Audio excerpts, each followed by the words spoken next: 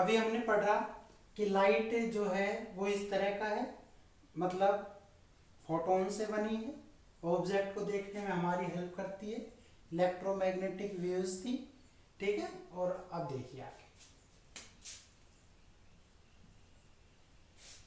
अगर हम कहें क्या कि सर जो लाइट है, अभी हमने पीछे पढ़ा था कि अपने पास ये कोई क्या था, हम कहेंगे सर सोर्स ऑफ लाइट था। और ऐसे हम क्या कहें कि सर यहाँ पे कोई ना कोई क्या था अपने पास, ऑब्जेक्ट, और पीछे उसकी क्या बनी थी, आप कहेंगे सर पीछे उसकी क्या बनी थी, इमेज। क्लियर हुई बात। तो यहां से ये लाइट ऐसे पास हुई थी तो कोई ना कोई इमेज बनी थी। इसका मतलब ये हुआ, ध्यान रखिएगा, जब आप ऐसे खड़े हों और आपके यहाँ पे लाइट टकराए और पीछे कोई इमेज बनती है, तो इसका मतलब ये है लाइट जो है वो travels alone state line. Clear हुई बात। लाइट हमेशा कैसे ट्रेवल करेगी, स्टेट लाइन में ही ट्रेवल करेगी। तीसरी बात आप कह सकते हैं क्या,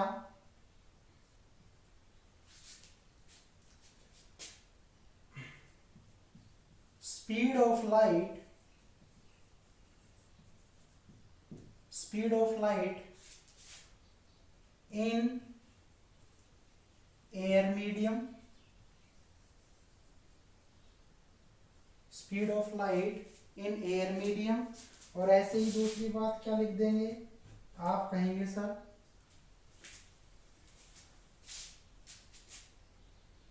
स्पीड ऑफ लाइट इन, साथ के साथ क्या लिख रहे हैं हम, वैक्यूम। क्योंकि लाइट कैसी वेव थी, इलेक्ट्रोमैग्नेटिक। और जब ये दोनों बातें लिख देंगे तो अब हम कह सकते हैं क्या कि सर दोनों के अंदर सेम होगी, क्या, v is equal to 3 into 10⁸ metre per second. ऐसे ही आपका c is equal to 3 into 10⁸ metre per second. ये c किसके लिए आया है, वैक्यूम के लिए। और आपका एयर मीडियम के लिए क्या है सिंबल, v। ध्यान रखिएगा, जब आपका मीडियम होगा कोई तो स्पीड ऑफ लाइट को v से डिनोट करेंगे, और वैक्यूम के अंदर जो सिंबल रहेगा वो हमेशा c ही रहेगा। क्लियर हुई बात। दूसरी बात ये, अभी आपने कहा कि सर जो लाइट है वो किसकी फॉर्म है, एनर्जी की फॉर्म है। और एनर्जी की सारी फॉर्म क्या होती है, कंजर्व होती है। तो आप कहेंगे सर ए फॉर्म which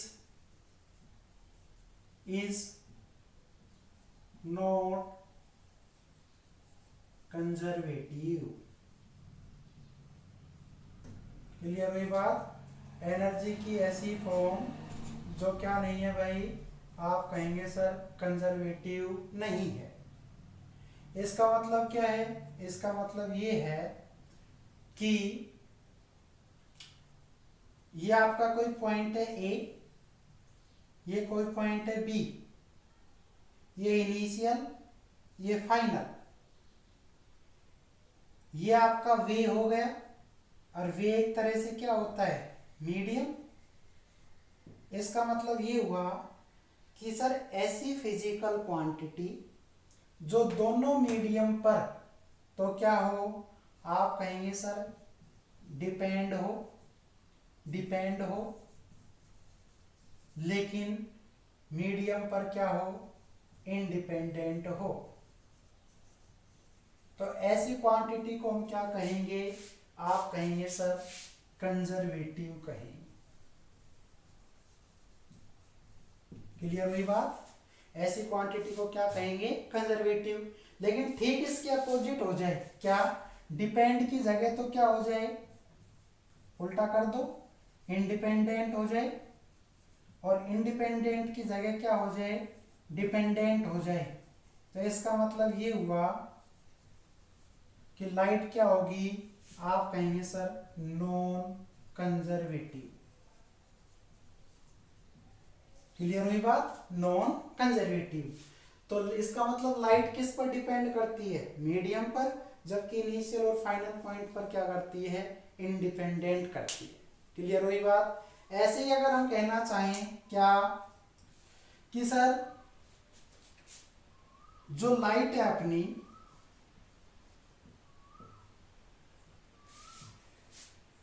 उसके कुछ प्रॉपर्टीज हैं, जैसे लाइट की एक वर्ड होता है जिसका नाम है एम्पलीट्यूड। क्लियर हुई बात।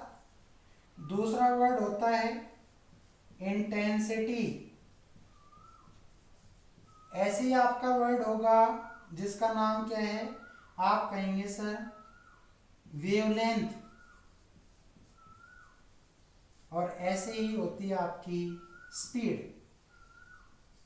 क्लियर हुई बात। यानी कि ये जो चार हैं, एम्पलीट्यूड, इंटेंसिटी, वेवलेंथ, स्पीड, और किसकी, लाइट की, ये चारों चीजें हमेशा क्या होंगी, आप कहेंगे सर वेरिएबल होगी।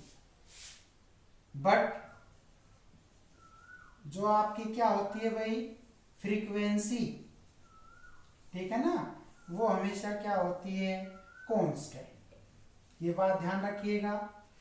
लाइट का एम्पलीट्यूड, इंटेंसिटी, वेवलेंथ, स्पीड सब वेरिएबल है, लेकिन उसकी फ्रीक्वेंसी क्या है, कांस्टेंट है। और आप कहेंगे सर वेरिएबल कब है, जब लाइट ट्रेवल करे वन मीडियम से अनदर, तो हम कहेंगे sir one medium to another. यही सेम बातें होती हैं वन मीडियम टू अनदर। मतलब लाइट जब यहां से चलकर किसी दूसरे मीडियम में जाएगी, अब वन मीडियम का मतलब हो सकता है कि एक तो उसमें से क्या हो सकता है, रेयर, और दूसरा उसमें से क्या हो सकता है, आप कहेंगे सर डेंसर हो सकता है। तो जब आप कहेंगे सर रेयर से डेंसर में जाए या डेंसर से रेयर में आए, तो ये चीजें बदल जाएंगी और फ्रीक्वेंसी कभी भी नहीं बदलेगी। फ्रीक्वेंसी क्या होगी, कांस्टेंट होगी। इसी तरह से आप ये भी कह सकते हैं क्या कि सर रेयर मीडियम का मतलब है कि जिस मीडियम के जो पार्टिकल हैं या फोटोन जो हैं वो थोड़े से क्या हो, दूर दूर हो, मतलब उन दोनों पार्टिकल के बीच में गैप हो। जैसे अगर आप कहें एक पार्टिकल यहाँ है, एक यहाँ है, एक यहाँ, एक यहाँ, एक यहाँ, एक यहाँ, ऐसे, तो इनके बीच में गैप है। लेकिन मैं कह दूं एक यहाँ है, एक यहाँ है, एक यहाँ है, एक यहाँ, ऐसे, तो इनके बीच में गैप तो है, लेकिन इसके कंपैरिजन में क्या है, कम। तो ये तो किसकी तरह एक्ट करेगा, रेयर, और ये किसकी तरह काम करेगा, डेंसर की तरह। तो इसका मतलब एयर क्या है, तो एयर के पार्टिकल दूर दूर हैं, लेकिन वाटर के पार्टिकल बिल्कुल पास पास है। तो वाटर एक्ट करेगा डेंसर की तरह, जबकि एयर एक्ट करेगा, हवा किसकी तरह, रेयर मीडियम की तरह। तो जब लाइट हवा से किस में जाएगी, पानी में, तो ये चीजें बदल जाएंगी, ये नहीं बदलेगी। या लाइट पानी से किस में आएगी, हवा में, ठीक है, ये एयर हो गया, ये आपका वाटर। तो अगर लाइट यहां से यहां आए या यहां से यहां जाए तो ये बदलता है, लेकिन ये कभी भी नहीं बदलता। क्लियर हुई बात। तो हम कह सकते हैं लाइट कंजर्वेटिव नहीं होती सर। लाइट किसी सोर्स से जब ऑब्जेक्ट से टकराएगी तो उसकी कोई इमेज बनेगी, तो इसका मतलब ही ये है कि लाइट हमेशा किस में ट्रेवल करेगी, स्ट्रेट लाइन में। लाइट हमेशा जो है उसकी स्पीड जो होती है वो एयर और वैक्यूम के अंदर बराबर होती है। ए और बी ये इसकी पोजीशन है। अगर इंडिपेंडेंट हुआ तो कंजर्वेटिव होगा, डिपेंडेंट हुआ तो नॉन कंजर्वेटिव होगा। ये चीज़ें वेरिएबल है, ये कांस्टेंट है, चाहे लाइट वन मीडियम से दूसरे में जाए या दूसरे से पहले में आए। क्लियर हो गई बात, ओके। देखिए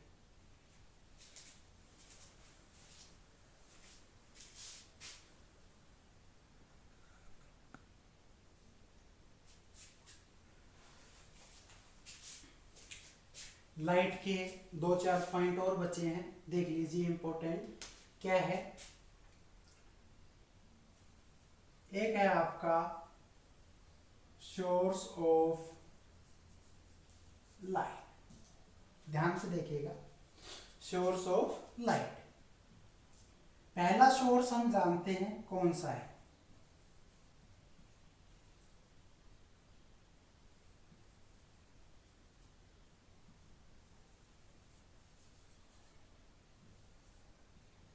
पहला नाम है ल्यूमिनेंस बॉडी। ल्यूमिनेंस बॉडी वो होती है जिनका खुद की कोई लाइट हो। क्लियर हुई बात? मतलब जिनके अंदर क्या होती है, सेल्फ लाइट इमिट करते हैं। ठीक है, तो आप कहेंगे sir these have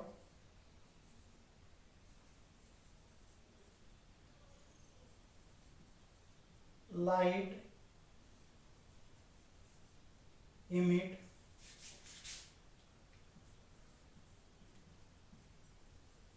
itself. Clear हुई बात? ऐसे ऑब्जेक्ट जो लाइट खुद इमिट करे या जिनकी अपनी लाइट हो। एग्जाम्पल क्या है, आप कहेंगे सर स्टार।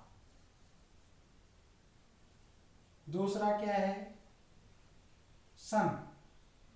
तीसरा क्या है, आप कहेंगे सर इलेक्ट्रिक। क्लियर हुई बात? इलेक्ट्रिक बल्ब, सन और stars, these are the luminance bodies. मतलब ये लाइट को खुद ही इमिट करते हैं, इसका मतलब खुद की लाइट। दूसरी जो है वो होती है नॉन ल्यूमिनेंस। ध्यान से देखिएगा, दूसरा क्या है, आप कहेंगे सर नॉन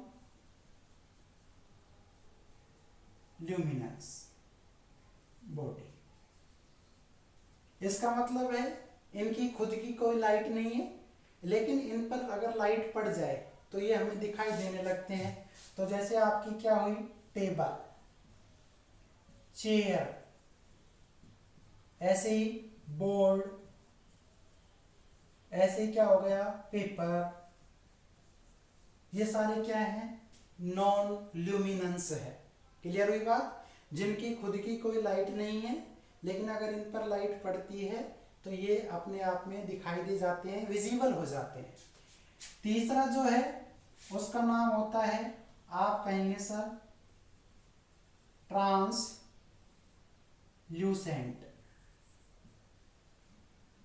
बॉडीज।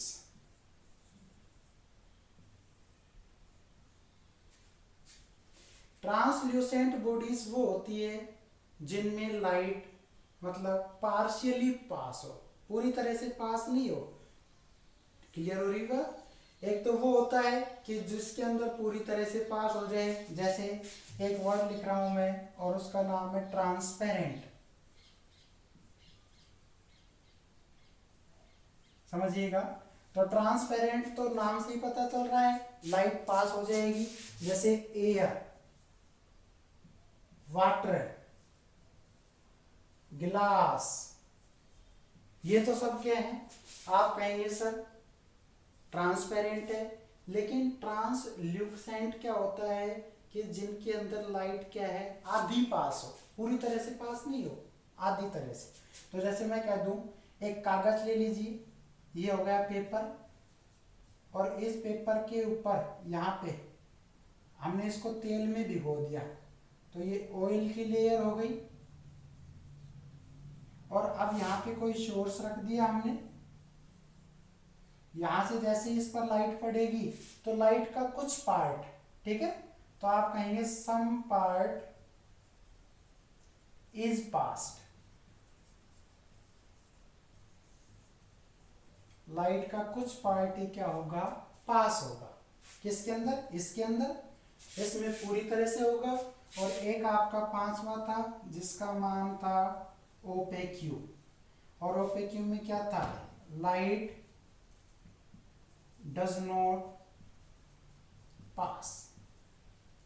इसमें लाइट पास बिल्कुल भी नहीं होगी। तो बताया तो था, ब्रिक्स था, वाल है, ऐसे आपका क्या था, टेबल था, है ना, बुक्स था, ये सारे के सारे ओपेक्यू हैं। ट्रांसलूकेंट लाइट पार्शियली पास होगी, ट्रांसपेरेंट फुली पास होगी, नॉन ल्यूमिनस का मतलब है जिनकी खुद की कोई लाइट नहीं है, लेकिन अगर इन पर लाइट पड़े तो ये क्या है, चमकने लगेंगे। और ल्यूमिनेंस का मतलब है जिनका खुद की क्या होती है, लाइट। तो these are the source of the light. Clear हो गई बात। तो इस टॉपिक में लाइट में हमने ये पढ़ा बेसिक जो था कि होता क्या है एक्चुअल में लाइट। तो लाइट एनर्जी की फॉर्म थी, लेकिन एनर्जी की ऐसी फॉर्म जो कंजर्वेटिव नहीं है। इलेक्ट्रोमैग्नेटिक वेव्स है। दूसरा क्या है, फोटोन बहुत सारे हैं तो लाइट बनी है। लाइट के ये सोर्स हैं। लाइट की कुछ प्रॉपर्टीज थी, एक मीडियम से दूसरे मीडियम पर जाने पर वो बदल जाती है, और लेकिन फ्रीक्वेंसी जो थी वो आपकी क्या रहेगी, कांस्टेंट रहेगी। क्लियर हो गई बात। तो ये आपका टॉपिक था लाइट, बेसिक था। इसमें आगे देखेंगे शैडो कैसे बनेगी, मिरर के पढ़ेंगे, लेंस पढ़ेंगे, कहने का मतलब रिफ्लेक्शन और रिफ्रैक्शन अगली क्लास में। Okay, thank you.